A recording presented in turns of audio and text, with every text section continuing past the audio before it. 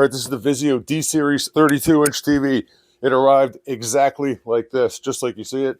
And this thing is ridiculously light. It weighs in just under 13 pounds. I want to open it up and show you what you get with it and what the plug looks like and all that. An instructions setup guide, might need that. One stand, second stand.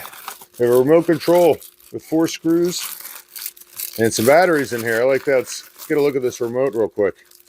Typical looking remote. What do we have on here? We got Sling, Netflix, Prime Video, Crackle. I don't know, a couple other things on here.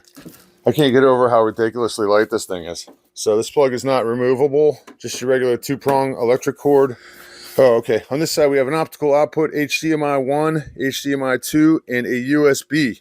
You got your RCA connections right here for video and sound. Cable hookup, nothing on this side. Looks like your 2 stands go right here on the bottom. And again, unbelievably light. And the cable was about 6 foot long, just so you know. We got the remote set up. So it's signed into the network, doing some updates.